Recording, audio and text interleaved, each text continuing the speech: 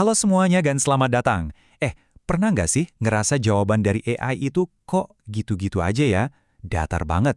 Nah hari ini kita bakal ubah semua itu. Lupakan deh perintah-perintah dasar. Saya bakal kasih lihat strategi gimana caranya biar kita bener-bener jadi master dalam ngobrol sama AI. Pasti pernah ngalamin kan? Kita udah minta sesuatu yang keren banget ke AI, hasilnya malah datar, nggak ngebantu, atau kadang malah ngaco. Beneran deh, rasanya tuh kayak ngomong sama tembok. Tembok pintar sih, tapi ya tetap aja tembok. Tapi, ada kabar baik loh. Masalahnya itu mungkin bukan di AI-nya, tapi di cara kita nanya.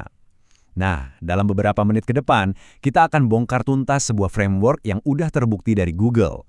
Framework ini bakal ngasih kita kekuatan super buat dapat hasil yang presisi dan mantap setiap kali kita nanya. Oke, ini dia peta jalan kita. Kita bakal mulai dari dasarnya dulu, kerangka kerjanya, terus kita lanjut ke prompt chaining, lalu gimana caranya berpikir seperti AI, bahkan kita bakal main-main sama gambar, nggak cuma teks doang, dan yang paling penting, kita pastikan kita yang tetap pegang kendali. Udah siap? Yuk kita mulai. Oke, kita langsung masuk ke dagingnya ya. Inti dari komunikasi yang mantap sama AI itu sebenarnya simple. Cuma 5 langkah. Tapi jangan salah, 5 langkah ini powerful banget. Anggap aja ini resep rahasia buat bikin prompt yang sempurna. Nah, ini dia fondasinya. Pertama, tugas. Kita harus jelas maunya AI ngapain. Kedua, konteks. Kasih detail yang dia butuhin biar nggak nebak-nebak. Ketiga, referensi. Kasih contoh yang kita suka biar dia ada gambaran. Keempat, evaluasi. Hasilnya dicek dulu, udah sesuai standar kita belum. Dan kelima, yang paling penting, ulangi. Jangan takut buat perbaiki promptnya biar hasilnya makin bagus. Proses ini tuh mengubah permintaan yang tadinya kabur jadi perintah yang tajam setajam silet. Coba deh lihat bedanya. Yang kiri, promptnya standar banget. Ya hasilnya kemungkinan juga bakal standar. Tapi lihat yang kanan, wow. Kita kasih AI sebuah peran, dia jadi ahli robot, kita kasih konteks, buat adik umur 8 tahun, suka Transformers, budgetnya segini. Dan kita minta format yang spesifik, tabel plus link toko. Nah ini dia kuncinya. Dari sekedar daftar ide acak, jadi laporan yang bisa langsung kita pakai. Keren kan? Nah kalau satu prompt udah jago, saatnya kita naik level ke proyek yang lebih gede. Disinilah prompt chaining atau rangkaian prompt ini berperan. Ini tuh teknik buat nuntun AI ngerjain tugas yang kompleks, yang butuh beberapa langkah. Analogi Lego ini bener-bener pas banget. Coba bayangin, kita kan nggak mungkin coba bangun istana cuma dengan satu perintah buat istana. Yang super rumit kan? Nggak mungkin. Sama kayak main Lego, kita kasih AI satu balok perintah. Terus, satu lagi, setiap perintah itu numpuk di atas perintah sebelumnya. Sampai, boom, jadilah istana persis kayak yang kita mau.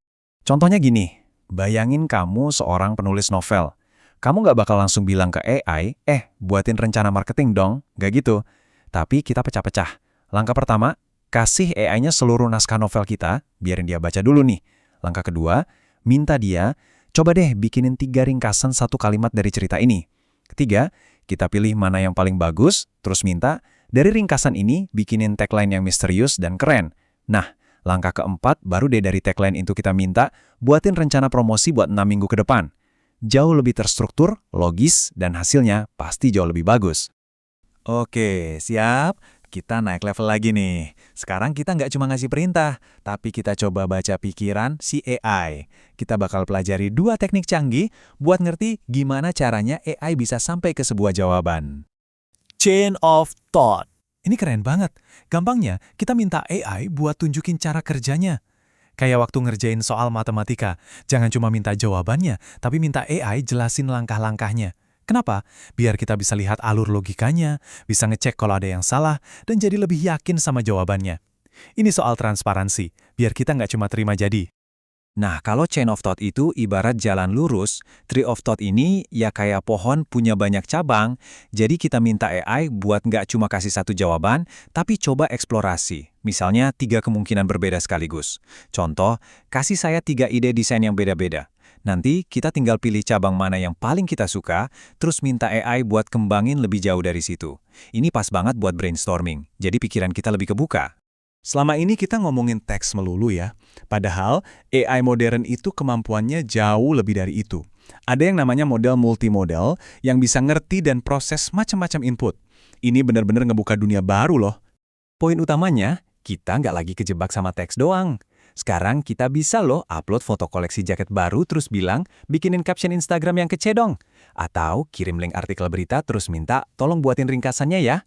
Bahkan, kita bisa kasih logo dan warna brand kita buat bikin materi promosi. Intinya, kita bisa campur-campur media buat dapetin hasil yang jauh lebih kaya dan kreatif. Oke teman-teman, ini bagian yang serius dan penting banget. Walaupun AI itu alat yang luar biasa canggih, dia itu nggak sempurna. Kita harus banget paham keterbatasannya biar bisa pakai secara bertanggung jawab dan efektif. Pernah dengar istilah halusinasi AI? Ini dia contohnya. AI itu kan pengen banget ngebantuin kita ya. Saking pengennya, kadang dia ngarang fakta. Bukan karena dia jahat, tapi dia cuma coba ngisi bagian yang kosong dengan sesuatu yang kedengerannya bener, padahal salah total. Contoh stroberi ini jadi pengingat buat kita. Jangan pernah telan bulat-bulat semua yang AI bilang. Jadi, solusinya apa dong? Ya kita. Anda. Sayalah solusinya. Kita adalah manusia sebagai pengawas. Kalau AI ngasih fakta, tugas kita buat verifikasi. Kalau AI ngasih opini, tugas kita buat ngecek, ini bias nggak ya? Dan yang paling penting, jangan pernah terima draft pertama. Anggap aja peran kita itu editor, pemeriksa fakta, sekaligus ahli strategi utamanya. Dan ini dia poin utamanya. Jangan pernah lupa ya, AI itu cuma alat. Secanggih apapun, dia tetap alat. Andalah ahli strateginya. Kita yang ngasih tujuan, kita yang ngasih konteks, kita yang ngasih penilaian kritis. Kolaborasi antara manusia dan AI inilah yang bakal ngasilin sesuatu yang bener-bener luar biasa. Nah, sekarang giliran Anda nih. Dari semua teknik tadi, mana yang mau dicoba duluan? Apa mau fokus dulu sama kerangka 5 langkah yang tadi, atau mau langsung nekat coba prompt chaining buat proyek gede berikutnya? Coba deh, share di kolom komentar, saya penasaran banget pengen tahu. Terima kasih banyak udah nyimak.